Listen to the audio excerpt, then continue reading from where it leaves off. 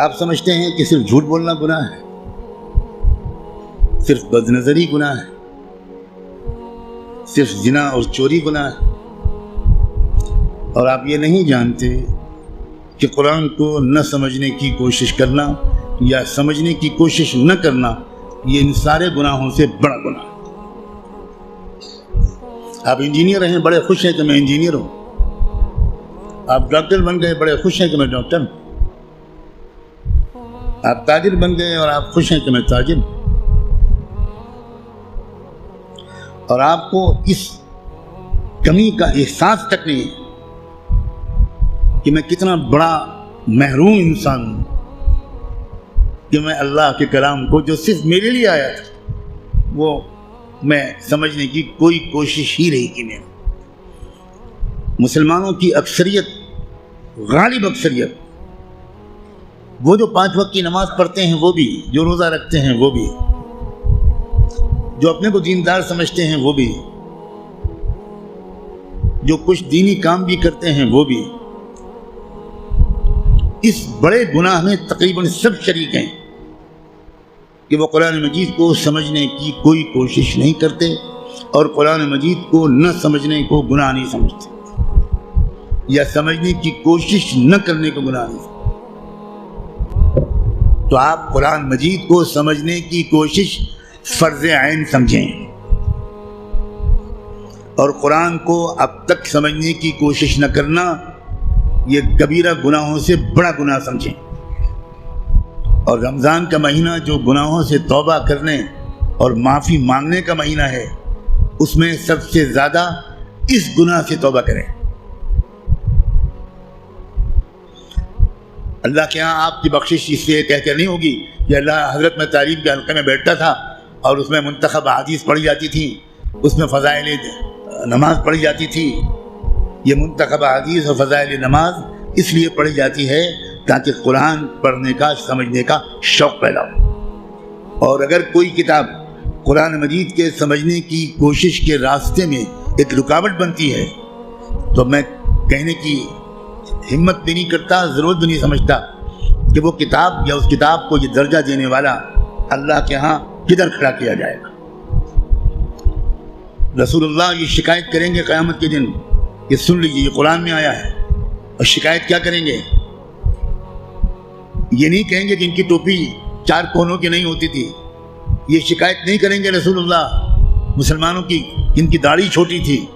رسول اللہ شکایت یہ کریں گے کہ اللہ یہ ہے میری قوم جس نے قرآن کو چھوڑ دیا تھا۔ آپ جس کی شفاعت کی دعائیں کر رہے ہیں وہی آپ کے خلاف اللہ کی عدالت میں مقدمہ دائر کرے گا۔ ہماری عورتیں 100% تقریباً قرآن مجید کو ٹھیک سے شاید پڑھ بھی نہیں پاتی، سمجھنا تو بہت دور کی بات ہے۔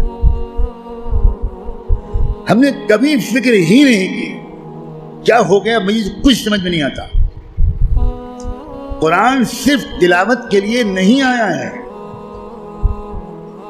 اول تو کتنے لوگ سال بھر تلاوت کرتے ہیں وہ آپ خود جانتے ہیں، لیکن میں کہتا ہوں اگر آپ سال کے روزانہ تلاوت بھی کرتے ہیں تو ایک بہت نیک کام آپ ضرور کرتے ہیں، لیکن قرآن کا حق صرف تلاوت سے ادا نہیں ہوگا۔ آپ کے دوست کا خط آپ کے پاس آئے، آپ کی ماں اپنا خط لکھے، آپ دور کہیں رہتے اور ماں آپ کو خط بھیجے، آپ خالی اس خط کو روزانہ پڑھ لیا کریں گے بس؟ اور دوست یا ماں اگر آپ سے کوئی مطالبہ کرتی ہے تو آپ اس پر عمل نہیں کریں گے؟ یہی سلوک ہم قرآن کے ساتھ کر رہے ہیں۔ قرآن کیا ہے؟ اللہ کے خطوط کا مجموعہ ہے، لیکن ہم کو کچھ خبر نہیں کہ اللہ نے ہم کو خط میں کیا لکھا ہے۔ آپ کا دوست آپ کو خط لکھے اور آپ اس کو سمجھ نہ پائیں، آپ چین سے سوئیں گے؟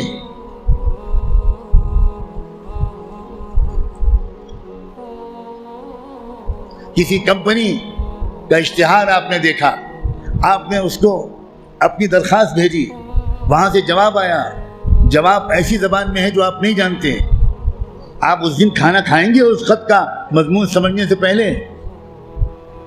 اب دوڑیں گے، بھاگیں گے، پتہ لگائیں گے یہ فرانسیسی زبان میں خط ہے تو میرے شہر میں فرینچ زبان کون جانتا ہے؟ اور آپ اس کی خوشامد کریں گے ذرا اس خط کو پڑھیے اور مجھے بتائیے کہ اس نے کیا لکھا ہے۔ 24 گھنٹے نہیں گزرنے دیں گے آپ، اس سے پہلے اس خط کو سمجھنے کی بھرپور کوشش کر لیں گے، اس کا جواب بھی لکھیں گے۔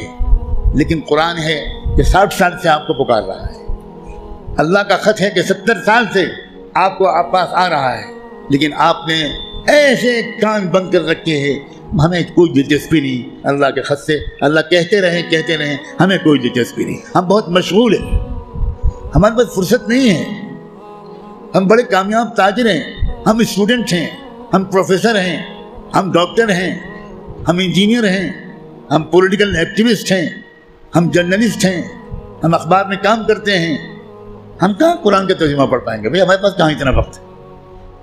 بھگتنے کا ہر وہ انسان، ہر وہ مرد اور عورت جو قرآن مجید کو سمجھنے کی کوئی کوشش نہیں کرتا اور قرآن کے مطابق اپنے آپ کو ڈھالنے کی کوئی سیریس کوشش نہیں کرتا، خون کے آنسو روئے گا وہ شخص، خون کے آنسو روئے گا۔ ایسا شخص تو جب قرآن کی تلاوت کرتا ہے تو قرآن اس پر لعنت بھیجتا رہتا ہے۔ اب غور تو کریں، رب قارئ للقرآن والقرآن یلعنہ، یہ میرے باپ کی اور پیر کی کہی ہوئی بات نہیں ہے، یہ بات صادق و مصدوق رحمت دو عالم صلی اللہ علیہ وآلہ وسلم نے کہی کہ قرآن بہت سے لوگ پڑھتے ہوتے ہیں اور پڑھنے کے درمیان قرآن اس پر لعنت بھیجتا ہے، اے اللہ یہ مجھ پر یہ پڑھ رہا ہے، اس پر لعنت۔ اب قرآن کی لعنت پر اللہ تعالیٰ قبول نہیں کریں گے؟